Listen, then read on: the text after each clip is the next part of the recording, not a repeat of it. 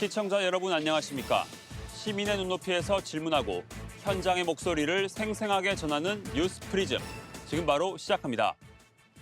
이번 주 뉴스 프리즘이 주목한 이슈, 먼저 영상으로 만나보시죠.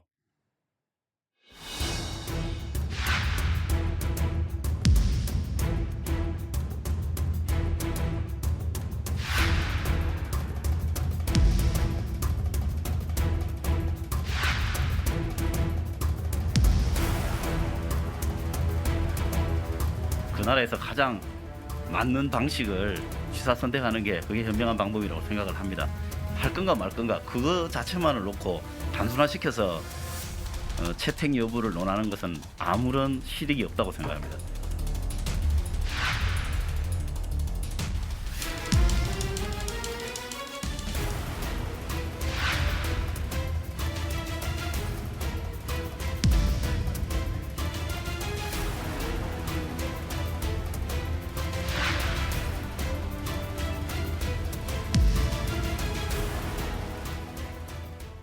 최근 쿠팡이 국내가 아닌 미국 증시의 상장을 추진하면서 차등 의결권이 여론의 도마 위에 올랐습니다.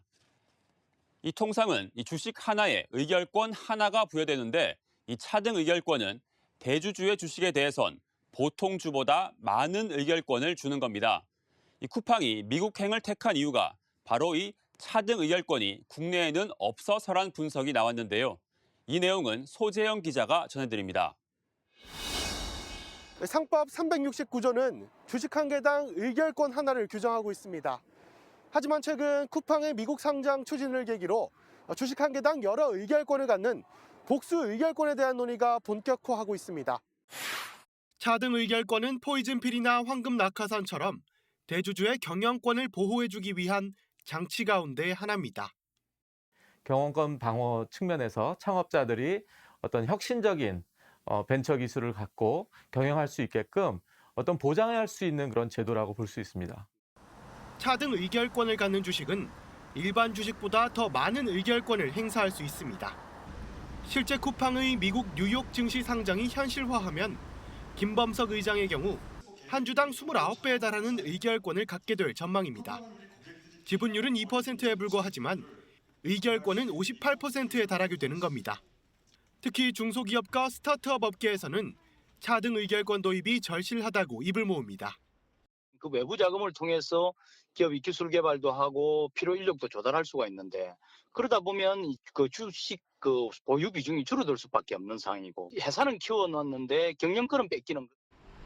중소기업 연구원 분석에 따르면 특정 구간에서 벤처기업의 대주주 지분율이 1%포인트 오르면 연구개발 투자액이 최대 500만 원 넘게 증가하는 것으로 나타났습니다.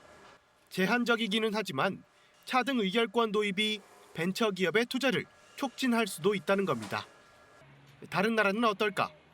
2018년 기준 경제협력개발기구 OECD 36개국 가운데 미국과 일본 등 17개 나라가 차등 의결권을 도입한 상태입니다. 특히 미국 실리콘밸리의 상위 150개 혁신기업 가운데서는 차등 의결권 도입률이 해마다 늘며 현재 13%에 달하고 있습니다. 이와 관련해 현재 우리나라에서도 차등 의결권을 주당 10개까지 상장 후 3년 동안 허용하는 내용을 담은 법안 개정안이 논의되고 있습니다. 연합뉴스TV 소재영입니다. 쿠팡 창업자 김범석 의장은 이미 2011년 미국 나스닥에 상장해 세계로 도약하겠다는 뜻을 밝힌 바 있습니다. 돈은 국내에서 벌고 미국으로 도망간다. 아니다. 국내 증시의 규제가 심해서다. 이렇게 쿠팡을 보는 두 가지 엇갈린 시선이 존재합니다. 나스닥이 아닌 뉴욕 증권거래소로 방향을 틀긴 했지만 어쨌든 이미 쿠팡은 10년 전부터 미국행을 예고했던 겁니다. 또 미래 성장 가치를 중시하는 나스닥 대신 이 진입 장벽이 높은 뉴욕을 선택한 것도 안정적인 투자금 확보가 가능하다는 계산이 깔린 것으로 보입니다. 여러 가지를 고려했을 때 이유 중 하나일 수는 있겠지만 단순히 차등 의결권이 있는지 없는지만 따져서 미국행을 선택하진 않았겠죠. 이 차등 의결권은 기본적으로 경영자 그리고 기존 주주에게 유리합니다. 이 보유 주식 수가 적어도 의결 권한을 많이 가질 수 있어 인수합병, M&A를 막고 기업 경영권을 안정적으로 유지할 수 있기 때문입니다. 이 적대적 M&A 기법 가운데 곰의 포옹, 그린메일 같은 게 있습니다. 곰이 끌어안는 것처럼 갑자기 인수 의사를 밝힌다거나 또 이 주식을 대량으로 사놓고 M&A를 안 할 테니 이 주식을 비싸게 사가라며 일종의 협박성 편지를 경영자에게 보내는 방식 등입니다. 이를 막기 위해서 해외에선 차등 의결권과 더불어 포이즌필, 황금주 같은 방어 제도를 뒀습니다. 이 M&A 시도가 있을 경우 기존 주주에게 주식을 더 싸게 살 수 있는 권리를 준다거나 경영 사안에 대해선 무조건 거부권을 쓸 수 있는 주식 등입니다. 우리나라에 이런 제도가 없기 때문에 기술력만 있고 돈은 없는 벤처 기업을 지킬 대책을 요구하는 과정에서 이 차등 의결권이 거론되는 겁니다. 하지만 기존 주주들의 독점을 강화해 의사결정을 왜곡할 수 있다는 반발도 나옵니다. 특히 재벌 중심인 우리나라 경제에선 이 기업 세습을 제도화한다며 이 반대 목소리도 큰 상황입니다. 아시아 기업 가운데 이 자국 증시에 상장하지 않고 다른 나라 증시에 상장한 사례들이 여럿 있습니다. 대표적으로 중국 전자상거래 업체 알리바바가 있습니다. 2013년 홍콩 거래소에 상장하려 했지만 차등 의결권을 허용하지 않아서 뉴욕으로 선회했다가 2018년 홍콩이 다시 차등 의결권을 허용하자 재입성했습니다. 이 게임 회사 넥슨도 더 많은 기회가 있다며 일본 도쿄 증시에 상장한 바 있습니다. 앞서 말씀드린 것처럼 이 차등 의결권 도입을 우려하는 목소리 만만치 않습니다. 결국 국내 재벌의 세습을 위한 수단으로 악용될 뿐 정작 경제 활성화엔 별다른 도움이 안 될 거란 주장입니다. 이 내용은 조한대 기자가 전합니다. 재벌 세습의 제도화, 국내에서 차등 의결권 도입을 우려하는 가장 큰 이유입니다. 이 때문에 제도 도입을 주장하는 입장에서도 안전장치 마련은 필요하다고 말합니다. 이미 상장되어 있는 기업들에 대해서 차등 의결권을 허용하는 것도 이렇게 되면 오히려 재벌 기업들의 지배 구조를 더욱더 불투명하게 만든 벤처 기업들에 대해서 굉장히 제한적인 형태로 차등 의결권을 허용하는 것이. 시민단체는 특정 기업군으로 제한을 두더라도 악용될 가능성은 농후하다고 주장합니다. 재벌 4세 경영인들이 후계자들이 이제 벤처 기업을 설립하고 일감 몰아주기라든지 또 자체적으로 증자나 이런 걸 통해 서 기업을 엄청 키울 수가 있습니다. 기업 가치가 커지면 그걸 그룹의 모회사의 지분을 사버리면 바로 이제 그룹 전체를 지배할 수 있는. 또한 일부 학계에선 현재도 얼마든지 투자자와의 계약을 통해 경영권을 확보할 수 있다고 말합니다.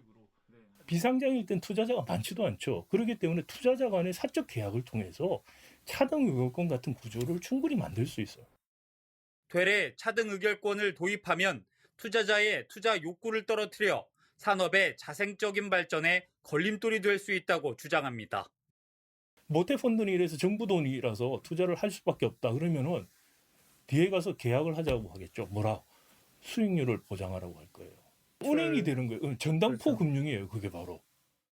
차등 의결권 도입은 득보단 실이 많다는 우려의 목소리가 적지 않습니다. 국내 기업 생태계에 큰 변화를 가져올 수도 있는 만큼 충분한 논의가 필요해 보입니다. 연합뉴스TV 조한대입니다. 네, 이런 차등 의결권 논의는 국회에서도 불붙고 있습니다. 이 찬반 의견이 엇갈리는 가운데 더불어민주당은 경영권 방어에 취약한 벤처 기업에만 제한적으로 허용하는 방안을 추진하고 있습니다. 이 정치권의 움직임은 장보경 기자가 정리했습니다. 쿠팡이 미국 뉴욕 증시 상장을 추진하면서 이슈가 된 차등 의결권 제도. 민주당은 현재 벤처기업 경영진의 보유 주식에 다수의 의결권을 부여하는 차등 의결권 제도를 추진하고 있습니다. 지난해 12월 중소벤처기업부가 발의한 벤처기업 육성에 관한 특별조치법 개정안이 그것인데 비상장 벤처기업에 한해 한 주당 2개 이상 최대 10개까지의 의결권을 허용하는 것을 골자로 하고 있습니다. 현행 상법은 주주평등 원칙에 따라 한 주당 1개의 의결권만 부여하도록 하는데 비상장 벤처기업에 한해 예외를 인정하겠다는 취지입니다. 이 법이 통과되면 자금력이 달려 경영권 방어에 취약한 벤처기업에는 큰 도움이 될 수 있다는 게 당정의 생각. 투자를 받아 성장하는 벤처기업의 창업주가 지분을 확보 못해 외부 자본에 휘둘리는 등의 상황을 막고 아이디어를 안정적으로 구현해낼 수 있는 제도적 장치를 마련하겠다는 겁니다. 속도가 필요한 기업에게 속도를 낼 수 있게 해주는 법이다. 이렇게 보시면 될 것 같고요. 철학과 방향, 기술력을 어떻게 지킬 수 있을까라고 해서 두려워했던 분들에게 그런 분들에게 기회를 보장하는 그런 법이다. 차등 의결권 제도에 대한 논의는 이미 20대 국회에서도 있던 만큼 3월 국회에서 심도 있게 논의하겠다는 게 민주당의 생각. 다만 상임위에 법안이 상정된 날 부정적 영향이 있을 수 있다는 의견이 나왔습니다. 차등 의결권 제도 효과 분석에 의하면 경영진의 의결 권한이 강화됨에 따라 오히려 기업 가치는 하락했습니다. 차등 의결권 도입을 세계적인 추세로 보기엔 어렵고 벤처 기업이 향후에 새로운 지평을 여는 어떤 주요한 그 분야라고 보기 때문에 좀 더 자유롭고 대규모 투자를 받아서 기업 활동을 할 수 있는 그런 근거를 만들어주자 하는 것이. 반대로 상장, 비상장 여부와 관계없이 차등 의결권을 부여받을 수 있는 대상 기업을 더 확대해야 한다는 주장도 있습니다.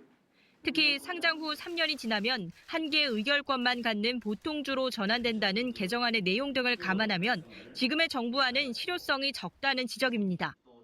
민주당은 상장 기업에도 차등 의결권을 사용하게 해달라는 의견이 있다는 것을 잘 알고 있다면서도 국내 기업 구조를 고려할 때 제도 확장의 문제는 신중해야 할 필요가 있다는 입장입니다. 상장된 다음에는 소액 주주를 보호하는 또 장치가 작동돼야 됩니다. 오히려 지금 있는 법안은 3년 동안의 유예 기간을 두고 있거든요. 그 3년 동안의 기간이면 저희로서는 좀 충분한 기회를 드린 거라고 생각이 들고요. 민주당은 해당 법안의 3월 처리를 목표로 삼고 있습니다. 조만간 열릴 법안 소위 심사를 시작으로 논의가 급물살 탈 것으로 보입니다. 연합뉴스TV 장보경입니다. 쿠팡의 창업자인 김범석 의장은 미국 증시 상장 추진과 함께 통큰 선언을 했습니다. 이 배송 인력인 쿠팡 친구 등 직원들에게도 이 1,000억 원 규모의 주식을 무상으로 나눠주겠다는 건데요. 이 벤처 스타트업이 온갖 난관을 딛고 성장해 꿈을 이루는 모습의 전형이 아닐까 싶습니다. 이 차등 의결권 논의가 단순히 이 제도를 도입하느냐 마느냐에 그칠 게 아니라 이 벤처 스타트업이 성장해 나갈 수 있는 경제 생태계를 만드는 것까지 논의가 확장되기를 바랍니다. 이번 주 뉴스 프리즘은 여기까지입니다. 시청해주신 여러분 고맙습니다.